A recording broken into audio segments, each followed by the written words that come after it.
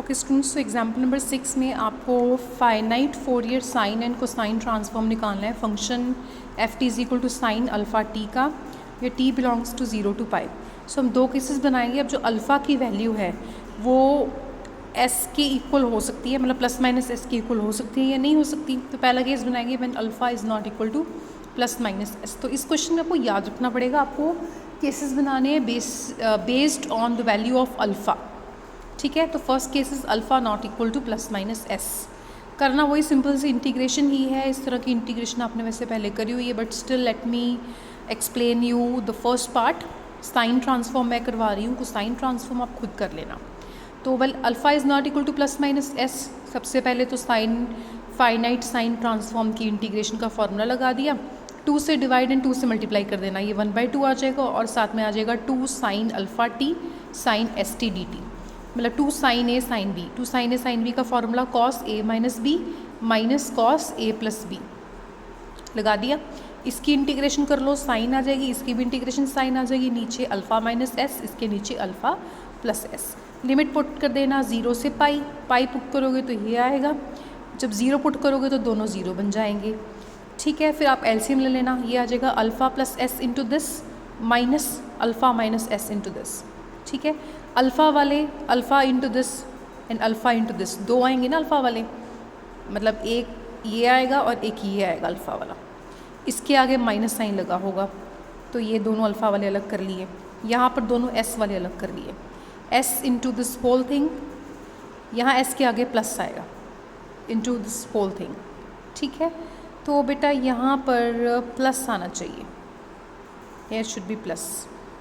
Okay, आप बाकी एक बार खुद दोबारा चेक कर लो, मेरे अकॉर्डिंगली यहाँ प्लस ही बन रहा है। एनीवेज, फिर यहाँ पर फॉर्मूला लगा लिया साइन ए माइनस बी माइनस साइन ए प्लस बी का, तो ये लग गया। सारे फॉर्मूले ट्रिग्नोमेट्री के ना एक बार आप चार्ट बना लो, उनको याद कर लो अच्छे से। इन एमएम में वो इंटीग्रेशन करते हुए यूज़ होंगे। तो इसका भी फॉर्मूला लगा दो। तो साइन एस पाई 0 होता है, कॉस एस पाई -1 की पावर एस होता है, कॉस अल्फ़ा पाई कुछ भी हो एनीथिंग इंटू 0 इज़ 0, तो ये 0 हो जाएगा। यहाँ पर 2 साइन अल्फ़ा पाई को हम 0 नहीं ले सकते, बिकॉज अल्फ़ा मुझे नहीं पता ना कि वो क्या है, वो इंटीजर है, रैशनल है, क्या है, अल्फ़ा नहीं पता। बस इतना पता है कि अल्फ़ा जो है वो एस और माइनस एस के इक्वल नहीं है। तो जब एस आपका इंटेग्रल नंबर होगा, इंटीजर होगा, तो जब अल्फ़ा इंटेग्रल नंबर होगा तो उसका आंसर 0 होगा। अगर वो फ्रैक्शनल हुआ तो उसका आंसर 0 नहीं होगा, अदर देन 0 भी हो सकता है। तो इट मीन्स ये वाली वैल्यू हम 0 नहीं पुट कर सकते। यहाँ पर हमने श्योरली 0 पुट कर दी थी, बिकॉज हमें पता है कि ये इंटेग्रल वैल्यू ही है। तो बेटा यहाँ पर इसको 0 नहीं पुट करेंगे, इसको पुट करेंगे -1 की पावर एस, इतना आ गया। ठीक है, ये आपका 2 और 2 कैंसिल हो गया, ये बन गया -1 की power S, S sine alpha pi upon alpha square minus S square. तो बेटा ये आपका फर्स्ट केस हो गया। अब सेकंड केस में अल्फ़ा को प्लस माइनस एस की इक्वल लेना है, तो अल्फ़ा को मैंने प्लस माइनस एस पुट कर दिया, ये बाहर निकाल दिया, ये आपके पास आ गया साइन स्क्वायर एस टी। ये फार्मूला लगा दिया साइन स्क्वायर का 1 minus cos 2 S T upon S D T. ठीक है, इंटीग्रेशन कर ली, आपका आंसर आ गया।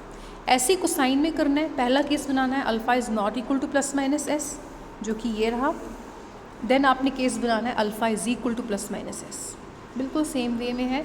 The difference will be only in the formula, otherwise the method is quite similar. Example number 7 में आपको finite Fourier sine and cosine transform निकालना है। F T is equal to cos hyperbolic, इसको बोलते हैं कॉस हाइपरबोलिक के pi minus T upon sine hyperbolic के pi. ठीक है, where K is not equals to 0 and T belongs to 0 to pi. तो Fourier cosine transform F T का formula लगा दिया, एफ टी की वैल्यू डाल दी, साइन हाइपरबोलिक के पाई बाहर निकाल दिया 0 to पाई, कॉस हाइपरबोलिक का फॉर्मूला लगा दिया।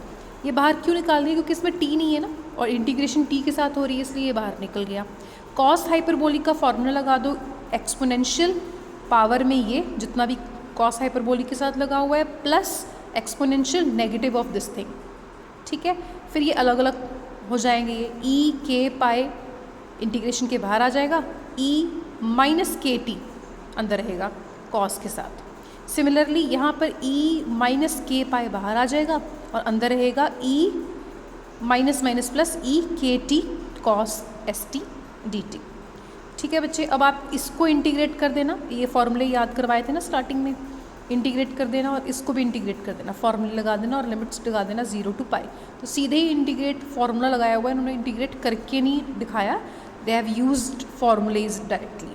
तो अब बेटा यहाँ पर जब पाई पुट करोगे तो इतना आएगा, जब 0 पुट करोगे तो ये वाली चीज़ जो है ये बनेगा माइनस के cos 0, cos 0 is 1, so minus के बचेगा और ये चीज़ 0 हो जाएगी। सो अंदर ब्रैकेट में माइनस के बचेगा और बाहर ई के पाई अपॉन के स्क्वायर प्लस एस स्क्वायर तो आएगा, बट ई की पावर 0 इज़ 1, वो नहीं है, 1 मतलब अलग से लिखने की ज़रूरत नहीं है ना, तो इतना आ गया।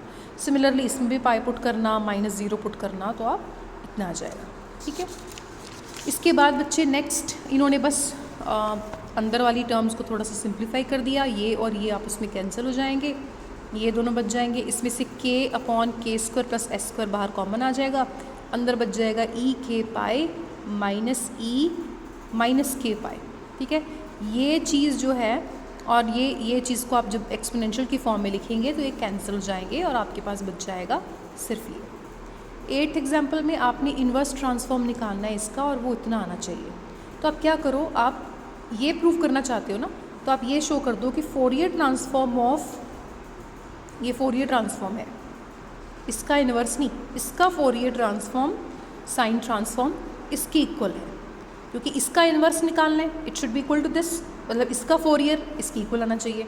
तो यहाँ पर इन्वर्स हटा दीजिए, सिमिलरली यहाँ पर भी इन्वर्स हटा दीजिए, फॉर्मूला लगा दिया, इंटीग्रेशन करनी है अब आपने, taking it as first function as second, first function as it is, second की इंटीग्रेशन आ जाएगी minus cos S T upon S, minus first की डिफ्रेंसिएशन, इसकी डिफ्रेंसिएशन में 2 नीचे एज इट इज़ रहेगा, ऊपर वाला जो पाई टी है उसकी डिफ्रेंसिएशन आ जाएगी पाई और टी स्क्वायर की डिफ्रेंसिएशन आ जाएगी 2t और इसकी integration is minus cos S T upon S D T.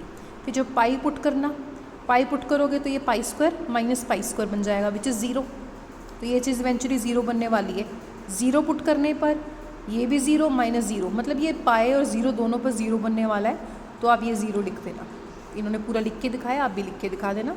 फिर इसको सॉल्व करना है, अगेन जो कांस्टेंट है 2s उसको तो बाहर ही निकाल दो, इंटीग्रेशन बच गई 0 से pi, pi minus 2t cos S T D T.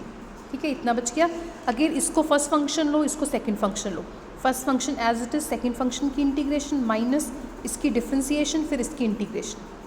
ठीक है, फिर आप लिमिट्स पुट कर देना पाई एंड 0, जब पाई पुट करोगे तो pi minus 2 pi is minus pi sine S pi upon S, फिर जब आप 0 पुट करेंगे तो ये बचेगा pi sine 0 upon S, right, minus minus plus हो जाएगा, फिर साइन एस एक बाहर आ जाएगा ये वाला, साइन एस टी की integration cos S T upon S, limit 0 से अगेन पाई, फिर पुट कर देना बच्चे, आपके पास ये वाला साइड ये आ गया, इसका फोरियर ट्रांसफॉर्म इसके इक्वल आया, मतलब इसका इन्वर्स इसके इक्वल आएगा, यही आपको प्रूव करना था। तो बेटा ये 3rd चैप्टर हमारा हो गया है, आप कर लो इसको, देख लो अच्छे से, कोई भी डाउट्स रहेंगे तो आप मेरे से पूछ लेना।